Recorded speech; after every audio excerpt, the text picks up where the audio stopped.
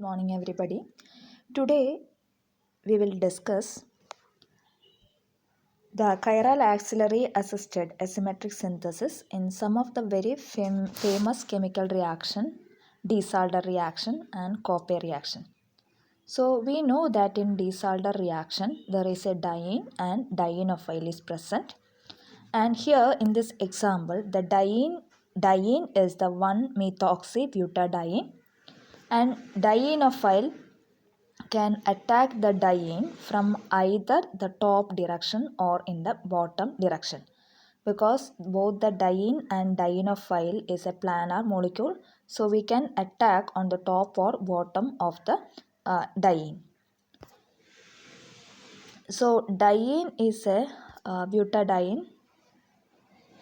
In this case it is a 1-methoxybutadiene, and dienophile, usually the dienophile is attached to a electron withdrawing group. So dienophile is electron deficient and diene is electron rich. So naturally what will happen, during the Diels-Alder reaction, while the attacking the dienophile, when we reach very close to the diene, the rearrangement will occur and we will get this product. Since I already said that dienophile can attack the diene either from the top or from the bottom. So in the usual Diels-Alder reaction we will get a racemic mixture. So in order to do the asymmetric synthesis in Diels-Alder reaction, we have to attach a chiral axillary to the starting material.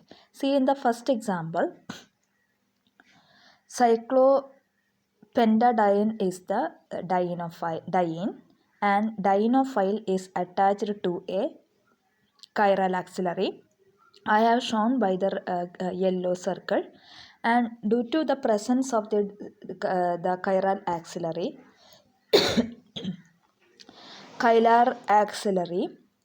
and we know that the chiral axillary is a bulky group and it have the optical activity, so that the attack of the dienophile is limited to only one direction.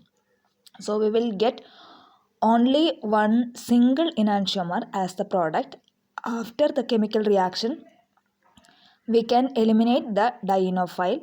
That means the chiral axillary is regenerated. See, in the second example, first of all,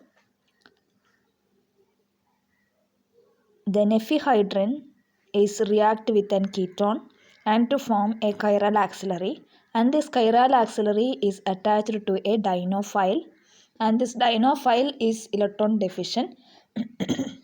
This dienophile is attack the diene, which is a cyclopentadiene, and the attack, see, the direction of the attack is only on the top direction, and we will get only one single product. So thus we can modify the Diels-Alder reaction and the final product is only one single isomer is obtained. Now we are moving into the next famous reaction, that is Koppe reaction. So I think you are already studied the Koppe reaction. Koppe reaction means it is a class of pericyclic reaction, and though stereochemical outcome is governed by the geometric requirement of the cyclic transition state. So in the reaction is generally proceed by a cyclic chair-like transition state, in which we have to avoid the 1,3 diaxial interaction. And now we are moving into the one example. This is the example for the Koppe reaction. See here, there is a chiral centris here, and that chiral carbon atom is attached to the one phenyl group, one methyl group, one CH2, and other one is the CH2 doubly bonded substituent. So in the Koppe reaction, electronic rearrangement will occur like this, and we will get a cyclohexane transition state. We know that the cyclohexane exists in a chair form. The chair form is the most stable conformation of the cyclohexane. And here also the reaction is undergoing through a cyclohexane transition state. And while we are studying the cyclohexane, we have already studied the 1,3 diaxial interaction. That means the substituent which is present in the first position and the third position, if it is in the axial position, it will produce some interaction and repulsive force, because the axial bond in the 1 and third position are very close to each other, so it will produce the repulsion. So in order to avoid, we have to arrange the bulky group in the third position in the equatorial position. Here also, the first position we can see that the hydrogen is in the axial position. Now in the third position there are two substituents, methyl and the phenyl. If the phenyl group are in the axial position, it will create the 1,3 axial diaxial interaction. So that's why the phenyl group is arranged in the equatorial position. Thus we can remove the 1,3 diaxial repulsion. So this is the final product. We can see that the phenyl group which is in the equatorial position, we will get 91% of the product, and whereas in the phenyl group in the axial position which is disfavored, and we will get only 9% of the product. And this is another example.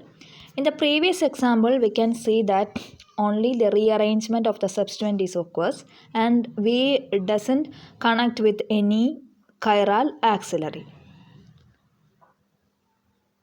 And in the second example, Asa-Cope reaction, Asa group, Asa enolate, we are already studied the Asa enolate as the chiral auxiliary, and we are attaching the Asa enolate to the starting material. So this is the final reaction, in which Asa is again converted into imine, then again converted into Asa group. Then after the Cope reaction, we can remove the chiral auxiliary. These are the two famous reaction, Cope reaction and Disalder reaction, and we are doing these two reaction according to the symmetric synthesis. So we will get enantiomerically pure product, and that is our major product. I hope that you understood the concept. Thank you.